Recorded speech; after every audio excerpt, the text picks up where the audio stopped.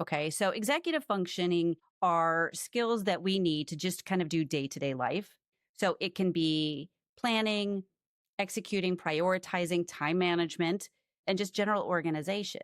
So you can kind of see how that can play a role in your holidays when you're trying to plan and prioritize and execute, and you're really struggling with that. We also struggle with emotional dysregulation. So add a big old dose of that, and it can make the holidays feel incredibly chaotic and not very much fun.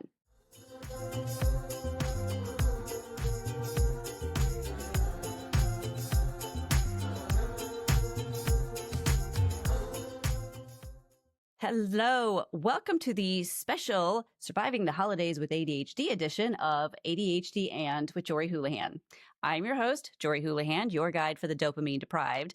And today I am being actually rejoined by the wonderful Ronna Belinky of Workflows by Ronna, who has some really, really great tips to how to stay organized for the holidays specifically. So welcome, Ronna. Thank you so much for having me back. I'm so glad to be here. People are going to love your stuff with this. Oh my gosh, it is a lifesaver. All right. So, what drew you to this episode? Was it that you maybe have a love-hate relationship with the holidays? Maybe you love your family and friends, but you hate sending holiday cards, baking all the cookies, preparing for family meals. You love to give gifts for the people that you love, but you hate spending too much money and actually going to the stores to buy them.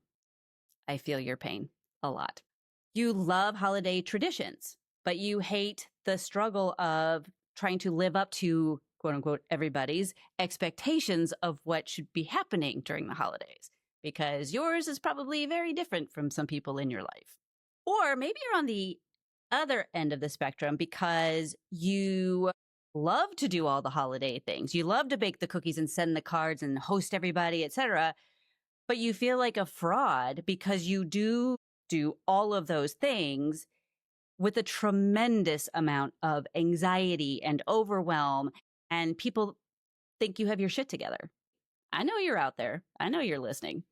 If you are someone who never sends the holiday cards, never bakes the cookies, spends too much at the holidays, or does all of the holiday things to the detriment of your mental health, and maybe you just want to feel gratitude and joy during the season, but have all sorts of shame and guilt because you're not doing or are doing all the things. If that is the case, if this has hit many of you, which it's probably hit most of you, you are in the right place. Again, my name is Jorie Houlihan, and I will tell you that the holidays have, when I was single and didn't have kids, it wasn't as big of a thing because if it was just me, I didn't have to make the cookies. I didn't have to do the things. My parents always hosted meals, so I'd go home for that. But I didn't have to do anything. And, plus my great aunt, Mickey, her name was Marjorie. My full name is Marjorie. I was named after her. Every year she would send me a tin of Christmas cookies. And so again, I didn't feel the need to have to do them. I would maybe send holiday cards if I felt like it. Now, if I sent holiday cards, people would probably think it was a cry for help. So, because it's been so long since I've done it. But when I had family, when I had kids, that changed a lot of things because now all of a sudden I want to make this magical for them. I wanted them to remember the holidays the way I remembered the holidays, where we did do all the cookies and my mom always hosted and we did all these things. She loved doing that. And every year I was incredibly anxious when we were making cookies because of the mess and the kids and the right? And again, I didn't send the holiday cards because I was overwhelmed just thinking about doing it. And while I like hosting, there's so much that goes into it that it's really overwhelming. And every year I would feel like a failure. Then I got my diagnosis and understood why I was so easily overstimulated and overwhelmed and why I struggled with all of these things that require a lot of executive functioning, which we are going to talk about. And I better understood why suddenly this wasn't magical for me anymore. And I'm pretty sure it wasn't magical for my kids either because I yelled a lot. So being able to get that diagnosis, get those questions answered, I was able to revamp the holidays in such a way that it was actually more of a joy for people as opposed to this chaotic mess. How have the holidays been for you over the years, Ronna? Well, I will say that I celebrate Hanukkah. I don't celebrate Oh, that's right. Christmas. I'm sorry. Well, no, but because of that, I think that there's a little bit less pressure on Hanukkah. Even though there's 8 nights of it, it's not as big of a deal. It's actually not our most important holiday. But I will say that when my kids were younger, it was a lot more stressful because I put more pressure on myself and I did more things when they were younger, like I sent out New Year's cards every year forever since my daughter was born, and then when COVID happened, I stopped doing it because it wasn't as important to me anymore. So I think over the years I've realized what's important to me and what's not. And so I've taken things out and maybe added some things in. Like I never used to make potato latkes because that was very intimidating to me. And then I started making them because they weren't. So I just think it just things change and evolve as you grow older and if you have kids, when they get older, and so I think it's just a matter of just choosing what's most important to you.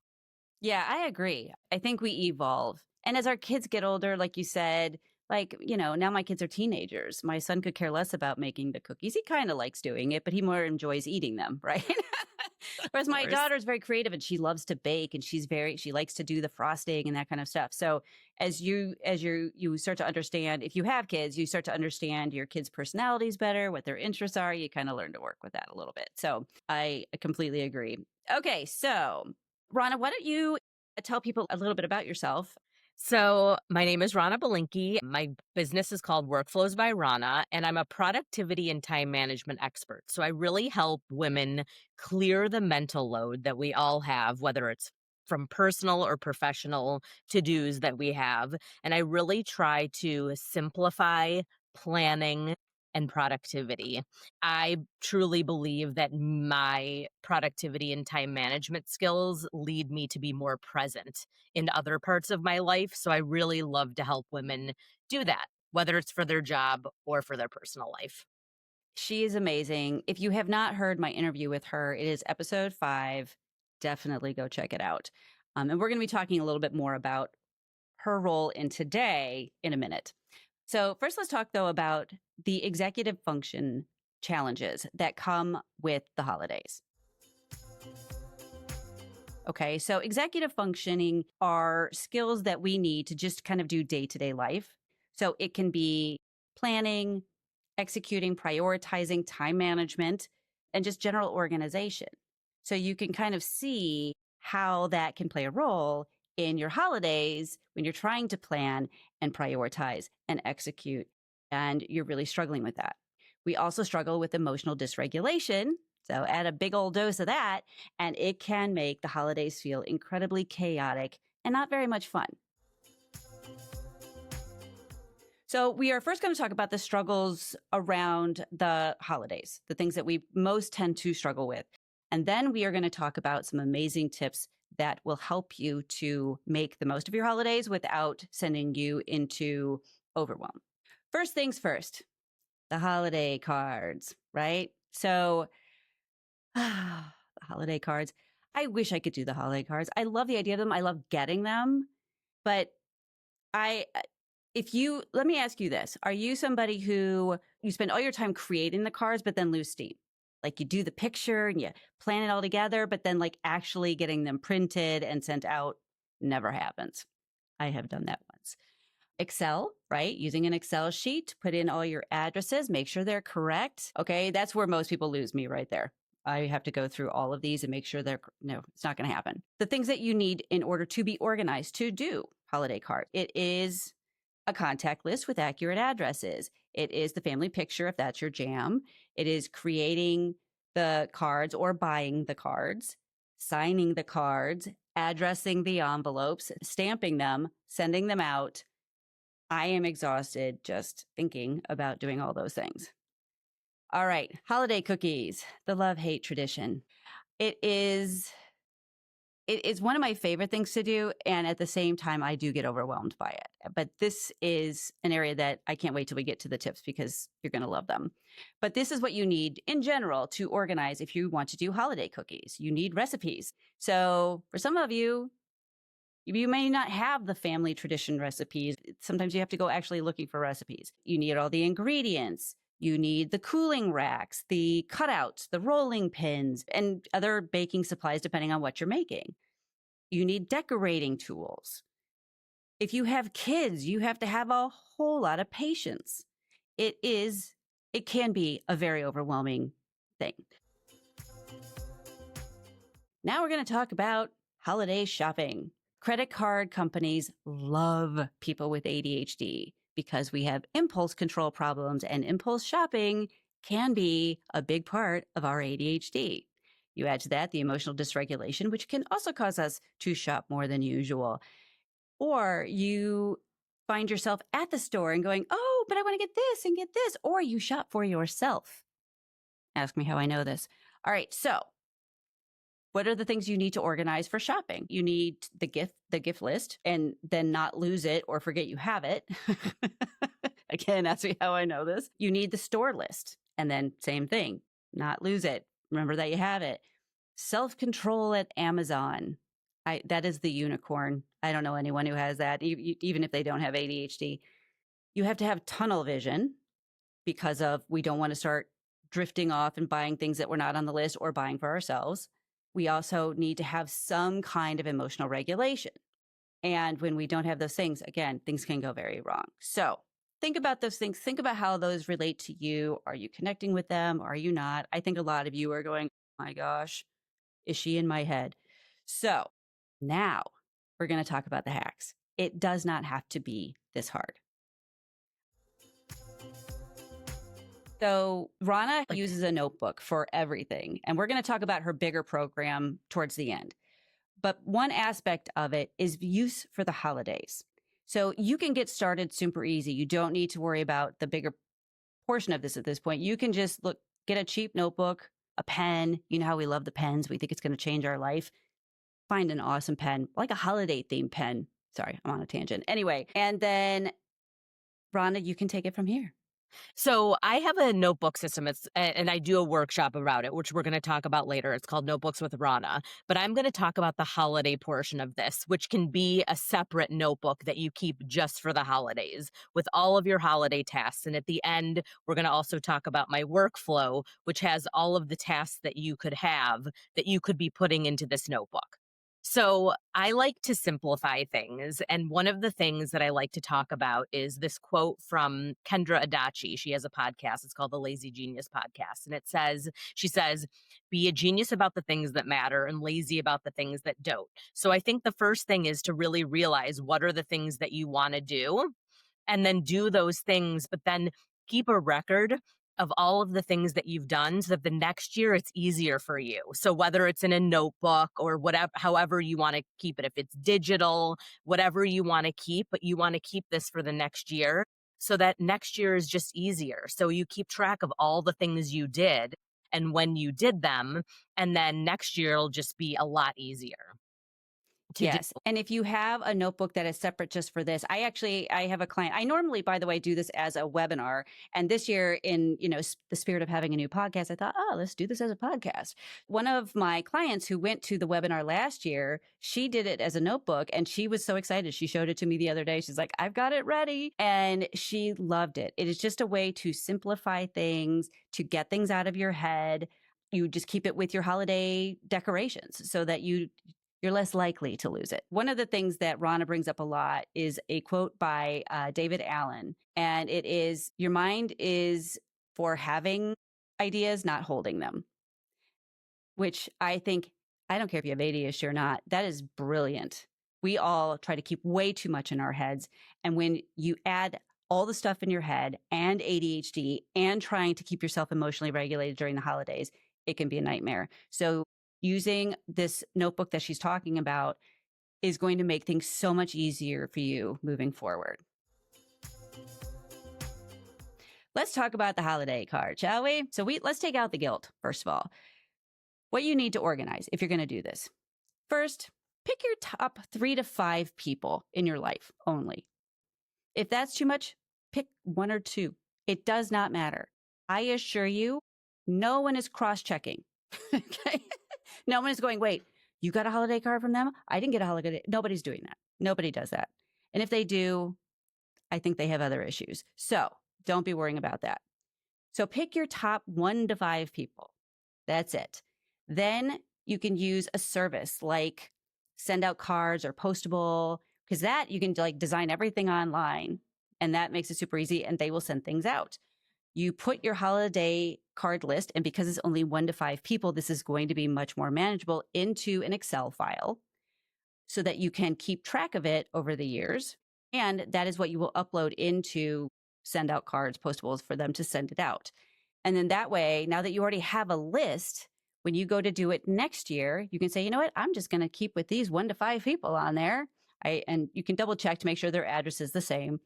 The address thing is kind of a funny thing for me because I used to move so much that my friends were like, I have to put your address in pencil now, because they were using like regular pen and paper address things. And it was just like me crossed out like 15 times. So I always kind of laugh about making sure the addresses are right, because now as an adult, hardly anybody moves. So So true. it's a simple way for you to then just reference it. You can even have a folder on your computer that says holiday folder. That's it. Makes it much easier to find. And so this way, then you're not starting from scratch every year. You've got already a nice foundation that you can then add on to, because maybe you do want to add some people. Maybe you've met some people you really like, but you can just add 1 to 2 people every year. It does not have to be a big, overwhelming thing. Ronna, do you have anything you want to add?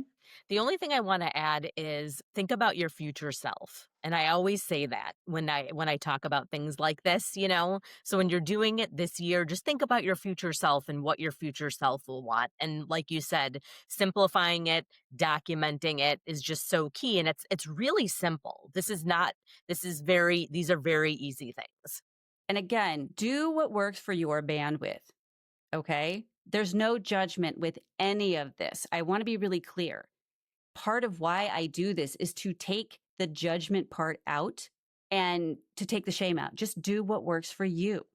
That's what's necessary. Okay. Because you need to be present during all of this. You want to be present during all of this.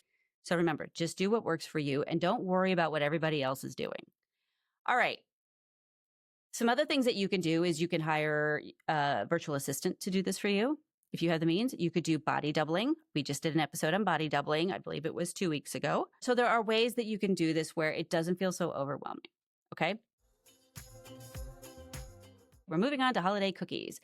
So it's, I want you to love the tradition again, or don't. You'll see. Let's start with how to organize for this. Number 1, obviously you need some recipes. Now, a lot of holiday cookie recipes can be a little much. I want you to look for like 3 ingredient recipes. They are out there, and just do those. Just do those. Just do one kind of cookie. You don't have to make all of the cookies. Make one if it's too much. Okay. I posted a picture one year.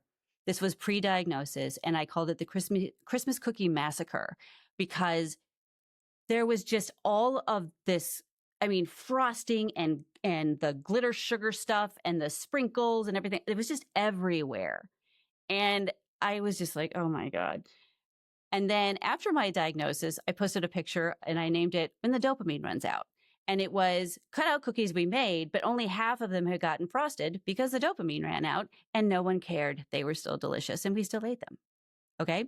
So you want to make sure, again, you do this for you, but choose like one kind of cookie, or try to find recipes that just have like 3-ish ingredients. That alone will make a big difference. Then what you'll want to do is, in that notebook that we were just talking about, you'll write down which cookies you made, if people like them, if maybe you learned of a new one that you want to try next year. Put all your notes in that. Put ones in and say, this was the worst recipe I've ever had. I don't want to make the mistake and make this again. Makes it easy. And a lot of people like the tradition of making the same cookies every year. So as you sort of build your repertoire, this is where you'll keep all of that. And then the other thing you want to put in your notebook as a reference is, one of the things I learned after the Christmas Cookie Massacre was to have more newspaper on the floor. Because especially when your kids are young, even when they're teenagers, a lot gets on the floor. And then you have a secondary mess to clean up. But if I had put that in my notebook, I would have remembered to do that the next year, which I did not. That is just also another thing to help make your life easier, especially if you have young kids when you're doing this. But putting that in your notebook, just as a reminder, put down something on the floor to catch all the sprinkles.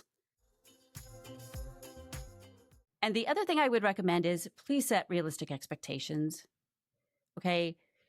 We have a tendency to have all or nothing thinking, go big or go home thinking. And that's partially why we want to do all the cookies. But set real expectations for yourself. How often have you actually done that and felt good at the end? Okay. You want to feel good at the end. You want to feel some joy too.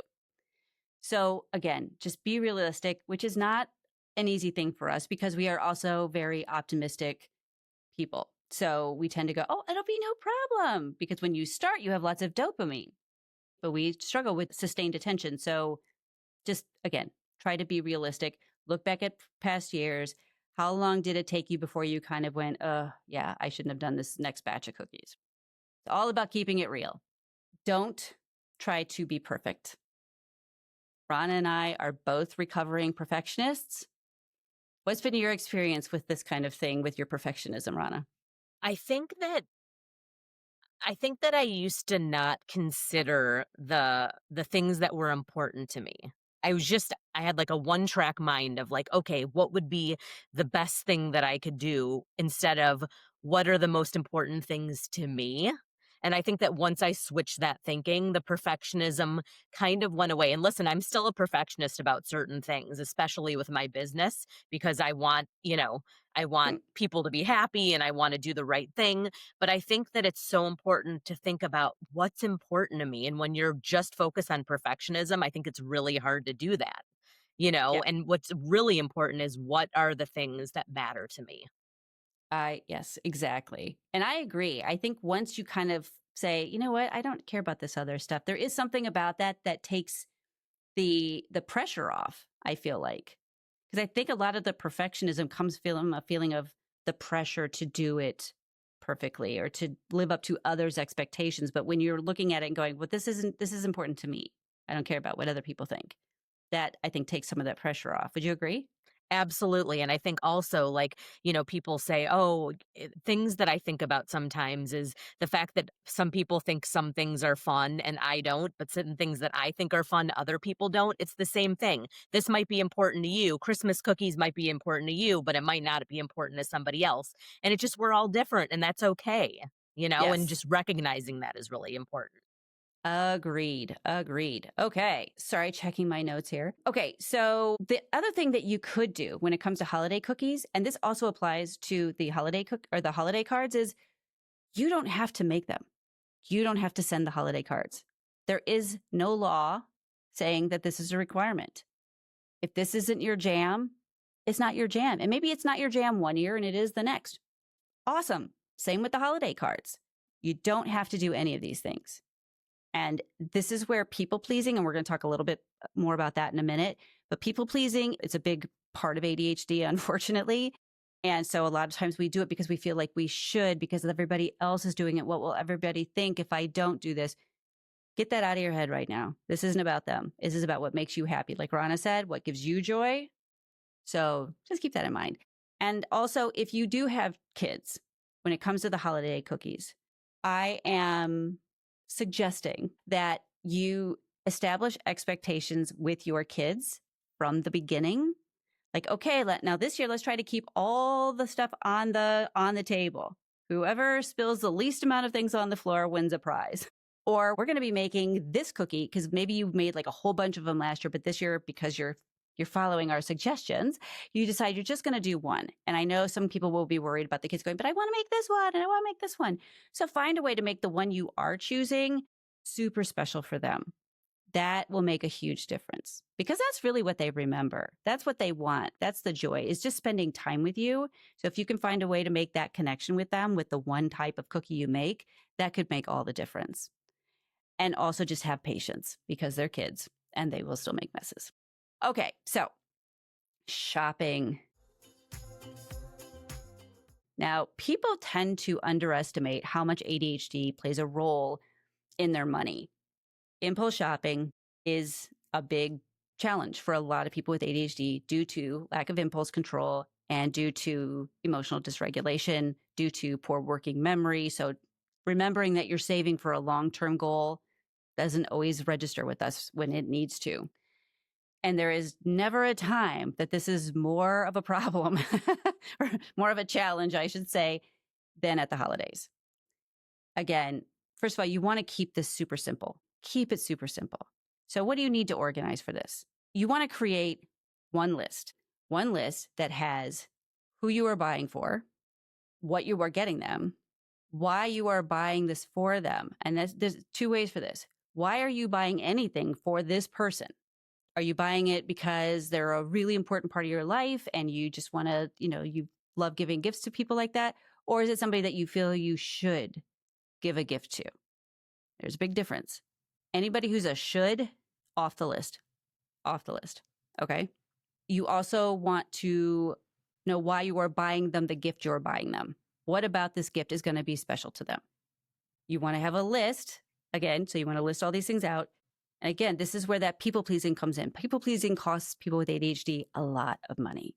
Take out the should people and then really know why you're buying gifts. What about those gifts is important to the people that you're buying them for? It does make a difference in terms of how you buy. You also want to have on this list the store that they're located in. So that way you can then create your shopping day around those locations so that you're not going from one store and then going, oh, shoot, that was at another store. And then you're going to that store and then going, oh, that was at the first store. And then going back to the first store. You have everything listed out. That should make that part way easier. The list should be done by location, again, so that you can get all of the things at the one store while you're there. Do not deviate from the list. Okay, so the list should be on your phone. It will reduce the chance of you losing it. You will need to set reminders to look at it, though. So when you arrive at a store, you can actually do reminders based on location. So when you get to the next store, you will have a thing that will say, don't forget to look at the list.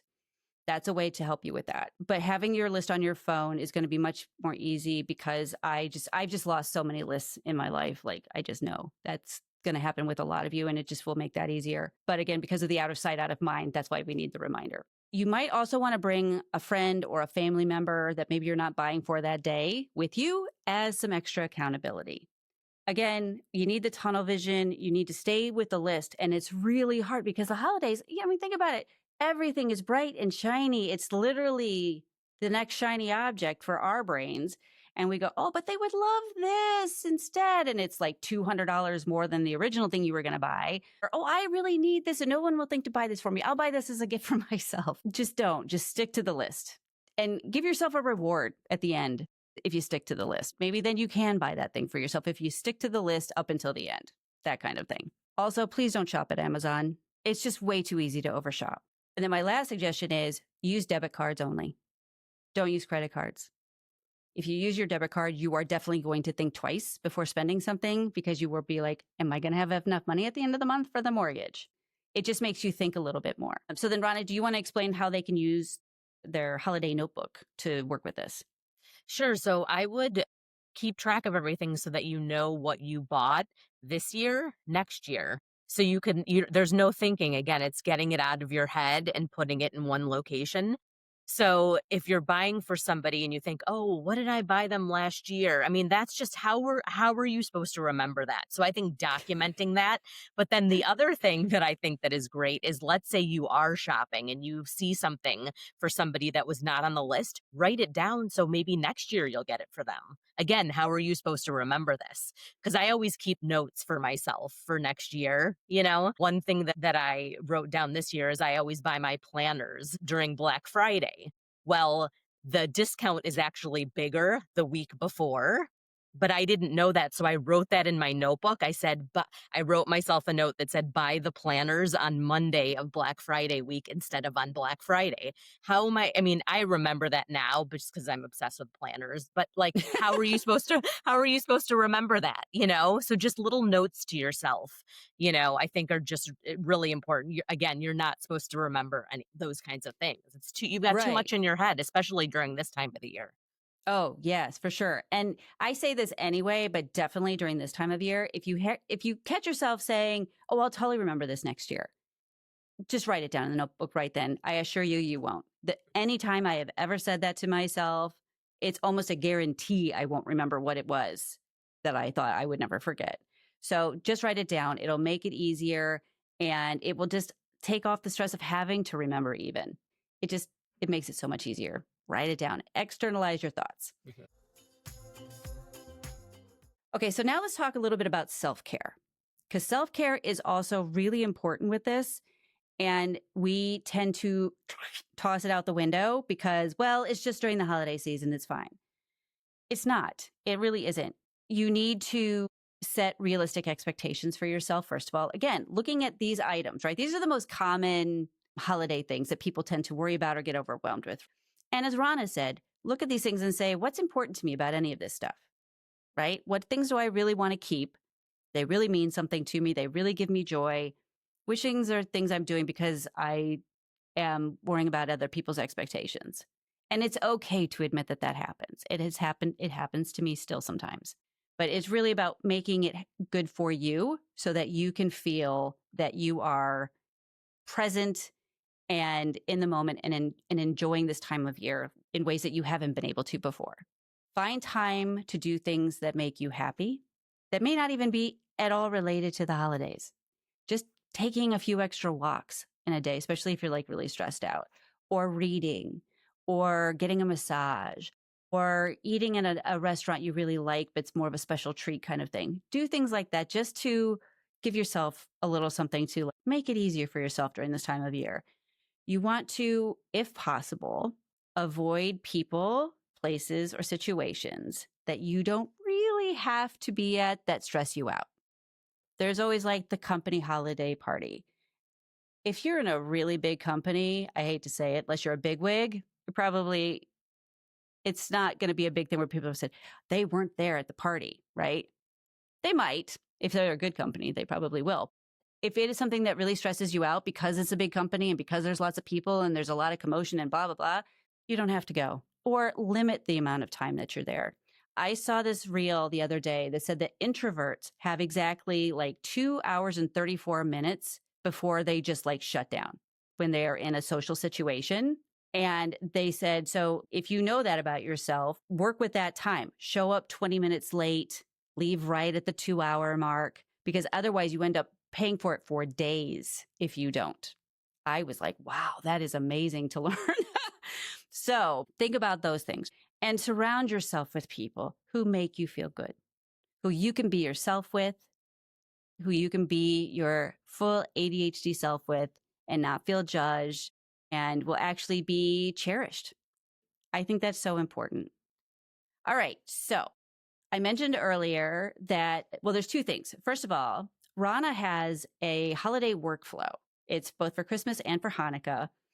And it is a list of all the possible things you can think of that might be related to your holidays. There may be some things that you do that may not be on the list you can add. There are some things you can take off, but I'll let Ronna talk about that part more here. Yeah, so I always say that I build tools that I use myself. And then I like to share it with other people. So I built this, and it was one of the first things that I gave out in my business. And basically, like Jorie said, it's an exhaustive list of all the possible things you could do. So I don't want it to overwhelm you if you end up downloading it. Cross off the thing, it's in Google Sheets. Cross off the things that you don't do, no pressure. But it's just everything so you don't have to think about it yourself because I feel like everybody, again, keeps everything in their head. And so I wanted to externalize it and say, these are all the things so you don't have to do the thinking. I did all the thinking for you. So, like Jory said, there's one for Christmas, one for Hanukkah. If you use it year after year, you just have to change the date at the top to the date of now for Christmas, it would just be, a new year. For Hanukkah, that date changes every year, but you'd put that up at the top, the start of Hanukkah and the date of Christmas. And then all of the to-do dates auto calculate in Google Sheets. So again, you don't have to do any of that thinking. And some of these things also you might not do as far ahead of time as I have on the list. You can adjust the dates. If you do something 2 weeks before and I did it a month, again, no pressure. It's really mostly just to see what are the things that I could be doing and I don't have to think about it myself. Ronna did all the thinking for me. It is a great list. And I love the fact that I just have to change the year because I'm obviously Christmas. and it just auto-populates everything in terms of the new date. That makes it so much easier. So I'm going to have the link for that in the show notes so that if you want to get a copy of that, you can. And I do highly recommend it.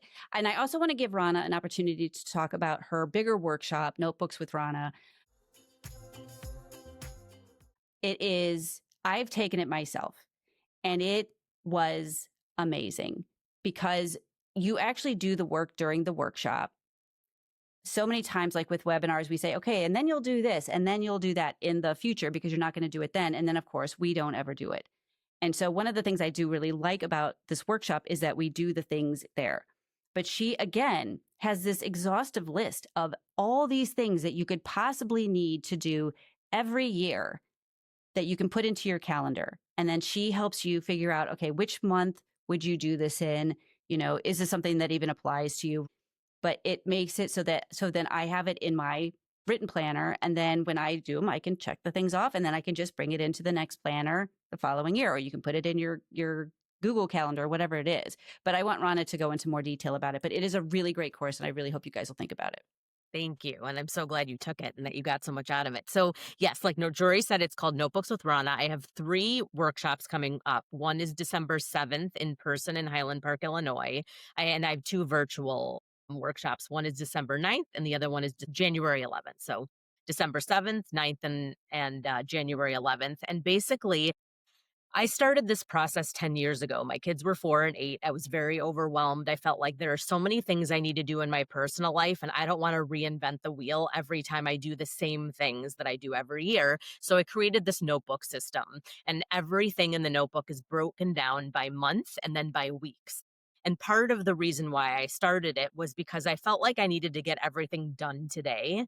And so this is a way, and I think that's a common thing that we feel. And this is a realistic view of things and when you can do them and pace them out over the year or over the month and over the weeks. And it's looking at your busy times and not planning things during your really busy times, which I think a lot of people don't think about. And they're like, oh my gosh, I planned this now, but I'm so busy with other things. It's really looking at your full year broken down by month and by weeks. And like Jorie said, we do the work in the workshop. And I took the thinking out for you by giving you an exhaustive task list that's not supposed to be overwhelming because there might be things that you don't do, or maybe a partner or a neighbor or a friend does things for you and you recognize that during the workshop and you basically map out your whole year. And then you know how to fill the notebook or the Google Sheet digital version that I give out too, or your phone. What I say is it's a process and the tool is up to you because everybody's brains work differently. And I know, Jorie, you talk about that all the time. Mm-hmm. And I think it's for people with ADHD and for people who don't have it. I think everybody's brain works differently and you need to do what works for you. So this is a process and then you pick the tool of how to implement it. Yes. The reason I really wanted to focus on this right now is number one, she has some coming up. But also, as we're going into the new year, right? People they're setting their goals and that kind of thing. And maybe your goal this year, especially if you struggle with executive functioning, especially if you struggle with consistency and doing things in a timely manner, right? Having this notebook and having this in your calendar, in whatever form you feel works for you, before the year even starts or shortly after, if you do the January one, could really set up your year in a different way to give you some confidence. Because so often I forget to oh, I should have done that. I forgot. I thought it was, I thought I would remember whatever it was. And then I didn't do it. And then there ends up being an ADHD tax attached to it, whatever it is. But now I have things in my notebook and I have to set reminders to look at it because it is in the written version for me. But I love being able to check off the boxes. We all love that. And so I thought this would be a really great tool for you guys to at least consider trying to set yourself up for success in the new year. And that is why I really wanted to talk about it now. So thank you, Ronna. I loved it, as I've mentioned several times now. It was such a good experience, and it's really helped me save time and money, especially ADHD tech stuff. So thank you. All right, everybody. So this is the end of the How to Survive the Holidays with ADHD special edition. If anything with this show really resonated with you, I would love it if you would follow the show, leave a comment, tell us what you're going to do. Which of these things are you going to try first? Are you going to try a notebook to do this? Are you going to just use like a 3 ingredient recipe, like let us know. I would love to see what you're doing. I know Ronna would too. And also share this with a friend who gets overwhelmed at the holidays so that they can see that they don't have to do all the things. They don't have to do any of the things, let's be honest. And I want them to feel seen and know that they're not alone. So thank you again, Ronna Belinky, for joining me. You are, as always, an amazing guest, and you always bring so much to the table with this. I'm so happy I'm so happy we met. But thank you again for being here. Thank you so much for having me. I'm so grateful we met. And yeah, I love talking to you. Thank you. So thank you so much for listening and joining us today. This is ADHD and with Jorie Houlihan, because it's not just focus, it's everything, including the holidays. So most of all, ladies, please stay curious.